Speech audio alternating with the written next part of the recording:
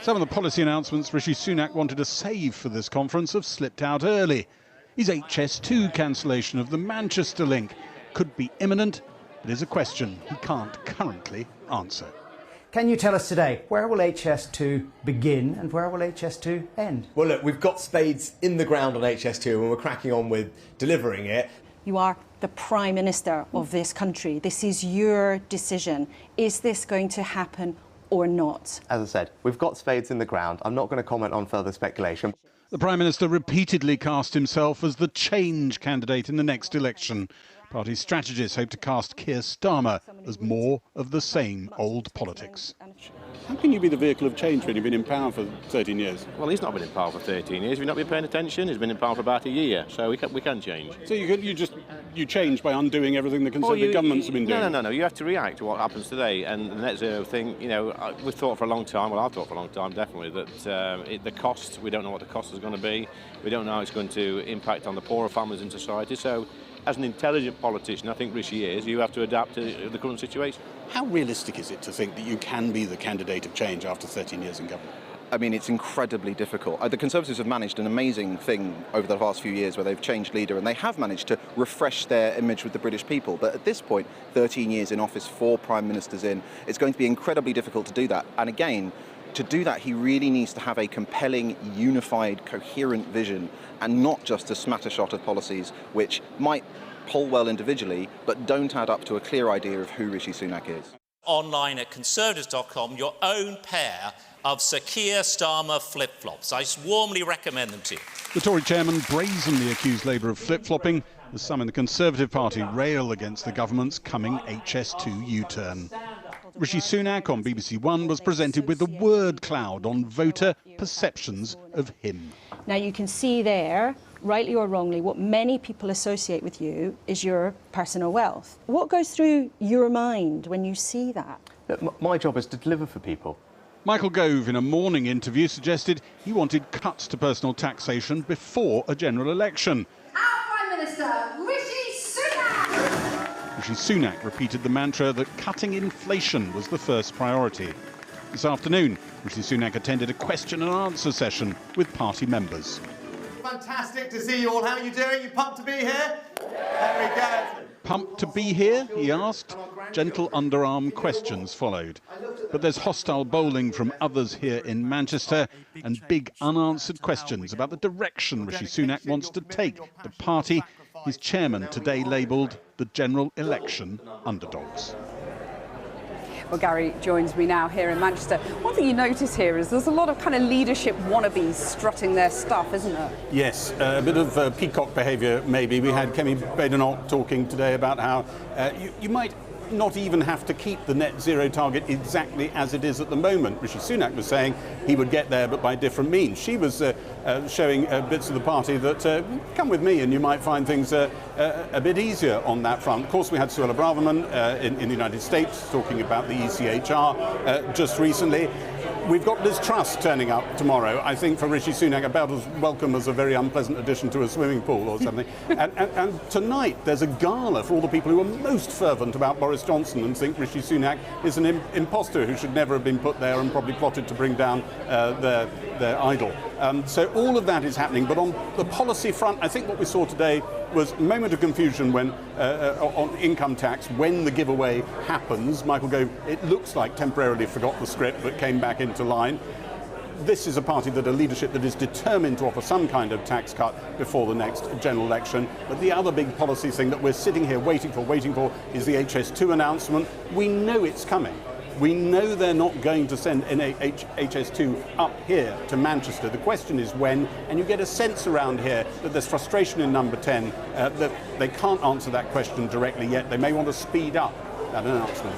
Gary, thanks very much. Well, earlier I spoke to the Foreign Secretary James Cleverly and put it to him that while the slogan of this conference is long-term decisions for a brighter future, the Prime Minister isn't making that decision on HS2, as it seems the second leg may never be built from Birmingham to here in Manchester. HS2 is being built. Spades are in the ground. And we recognise it's an incredibly important part of the government's levelling up agenda. And it's worth remembering that since 2010, we have spent £33 billion on transport projects in the north of England. So we are absolutely committed to helping this incredibly enterprising, hard-working part of the country maximise its agenda. But with any big project like that, of course, you have got to make sure that you are looking seriously at the nature of the expenditure, the pace of the expenditure, and the sequencing of the expenditure. That will be something that we will do, but we are absolutely committed to making sure we unlock the potential of this wonderful part of the country. It's becoming clear what Rishi Sunak is against, namely bringing HS2 to Manchester. Even if he hasn't announced it, that's becoming clear. What is he actually for? There's a piffling announcement on filling potholes and, axing the 20 miles an hour speed limit. Some might say that's akin to John Major's motorway cones hotline. Well, I'm sure that some people are very keen to criticise us, but it's very clear what the Prime Minister is about. It's emblazoned on giant posters all around this conference. It's about growing the economy. It's about bringing down inflation. It's about bringing down interest rates. It's about cutting waiting lists, and it's about stopping the boats. We are clear on our priorities, and you will hear from the Prime Minister how we will go about delivering them. Stopping the boats is one thing that Rishi Sunak has been very clear on. Last week, the Home Secretary gave a speech calling for the UK to leave the European Convention on Human Rights. Do you agree with her? No, that's not what she called for at all. She floated that idea. I can read out the quotes to you if you want. I reject the notion that a country cannot be expected to respect human rights if it is not signed up to an international human rights organisation.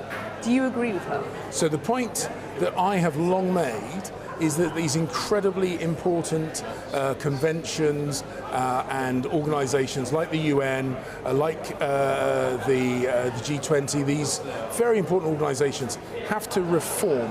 And the Home Secretary was calling for us to consider reform of things like the Refugee Convention. And I think it's something that's worth looking at. She did not call for us to leave the ECHR. She made clear that if things don't go your way in the courts, that you should consider leaving the European Convention on Human Rights. Do you agree with that or not? Well, I am absolutely convinced that the decisions that we made, that she made as Home Secretary and we make as a government, are in complete accordance with international law. I have no doubt about that at all. So I think the point you're making is not one that we'll be confronted with. The truth is, we are committed, we're the only party truly committed to cracking down on this evil, pernicious, criminal activity, people smuggling, which hurts everybody involved, both the communities in the UK and those individuals who are being trafficked. We're the only party that's committed to cracking down on that. But are you committed to staying in the ECHR, you personally?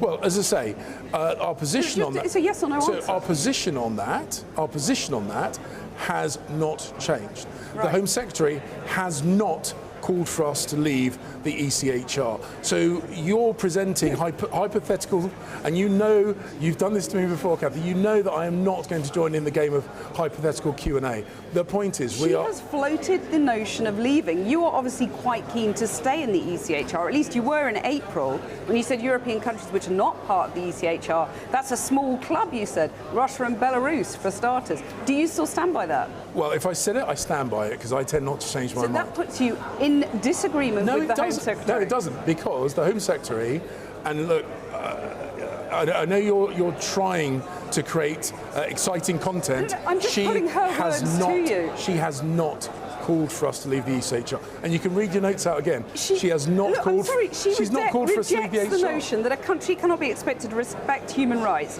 if it is not signed up to an international human rights organisation.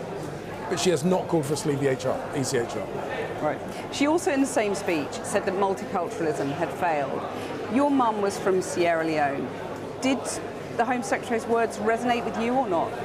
So one of the things that I think is amazing about this country, and the fact that we have in the very highest levels of government people whose heritage is not originally from this country, is because we have been really successful in integrating migrants into the UK for centuries. And I want to make sure, and I'm sure the Home Secretary wants to make sure, that we continue to be as successful in integrating people who choose to live in this country. So multiculturalism hasn't failed. And those people who say that people should live in their little pockets, their little silos, separated from other parts of society. The people who don't want migrants to integrate, they're the ones that are getting it wrong. Integrating people is a system that has worked for us, and we should continue to be focused on integrating communities, learning the language, making sure that people feel a part of the nation that they inhabit. The system that has worked for us is one that we're committed to. Foreign Secretary, thank you very much. Cheers, Catherine. Well, I'm now joined by the former Cabinet Minister, Sir Jacob Rees-Mogg. Sir Jacob, you normally call for tax cuts kind of ASAP. I'm assuming you want them by the autumn statement, if possible, do you? Well, what we need is economic growth. And how do we get economic growth? We have to have a tax system that ensures that people keep more of their own money. We're at the highest rate of taxation in 70 years. So yes, of course I want tax cuts, but I want them to go with keeping expenditure under control, because there isn't a magic money tree, to coin a phrase. Yeah, but you can't cut spending on the health service or education. You've got NHS waiting lists at a record high. You've got schools with the ceilings falling down. You're absolutely right. There are pressing areas for expenditure, but you've got to ensure money is spent well. That actually productivity growth in the NHS has been non-existent. Productivity growth in the public sector as a whole, I think it's right to say that it's lower now than it was in 1990. So you've got to get more for what you spend. So let me pin you down. Tax cuts in the autumn statement, that's what you'd prefer? Of course. Let's cut HS2, save the money on HS2, give that back to people just as a starter. Well, it looks like Rishi Sunak is going to give you what you want on that. When I was Minister for Government Efficiency, we'd identified £6 billion of savings in the civil service. Let's do that, let's give that back to people. That would broadly, pretty much, pay for abolishing death duties. So there's a real opportunity to cut taxes. Okay, if there's any new taxes in the autumn statement, you'd vote against that. Effectively a vote of no confidence in the Prime Minister. The statement that I and others have said is that if the burden of taxation rises, we will not support it. Therefore, if income tax were abolished, but it were all put on VAT, which obviously isn't going to happen, but the balance of taxation declined, that would be fine. A change in tax collection methods is fine. So you vote against it in that situation? No, an increase in tax as a percentage of GDP is what we will oppose. Yeah. Not a moving of the pieces. I've got it, overall tax burden. That's but right. You vote against that. That is effectively, traditionally with finance bills, if you vote against them, that's a vote no confidence. The government isn't going to do this. I mean, I think it would be quite extraordinary for a Conservative government to be putting up tax from already historically high levels. Right, you think you've got that sort of signed in blood from the Prime Minister then, do you? Well, I wouldn't expect to go quite that far, but this is what was in the Conservative manifesto, that we would always be looking to lower taxation. The Tory party is the party of low taxation. You and Liz Truss are attending this big Great British Growth Rally tomorrow. The Tees Valley Mayor, Ben Houchen, says that she should keep away. You know, she's done enough damage to the party and the country. Well, I think politicians have to express views. It's what we're there for. We have to have debate, as we do, about what is in the best interests of the country. And everyone accepts that we need the economy to grow to pay for the public services that people want. And if we're going to do that, then we have to have economic growth. And how do we get that? You also express a view in your role as a presenter on GB News. Now, the Broadcasting Code at the moment says no politician should be used as an interviewer in a news programme. You're one of your shows, well, in fact, two of them, I think, are being investigated by Ofcom. Do you think the code should be changed in the interests of freedom of speech? I think the code works perfectly well. I think what I'm doing is within the code. Really, GB News is the Conservative equivalent of Channel 4 News. You're on the left, we're on the right. Well, we stick to the impartiality. And so do we. We have to have due... We're being investigated 12 times by We have to have due... Well, the BBC has been investigated a number of times and was fined for the disgraceful Jonathan Ross incident. I'm no doubt Channel 4's had lots of investigations too. But Channel 4 has not been found in breach, by the way. Channel 4 has a left-wing news output. We have a right-wing one. We are both bound by... It is the case. In our case. It is the case. Look at Krishna Gurumurthy and what he said about Steve Baker. Look at what Jon Snow, who you know I hugely admired, said about the Tories, an expletive I'd get you into trouble for if I used. Anyway. Unfortunately, Sir Jacob, we are now out of time. Because you don't like talking about a left-wing broadcaster. Sir Jacob Rees-Mogg, thank you very much.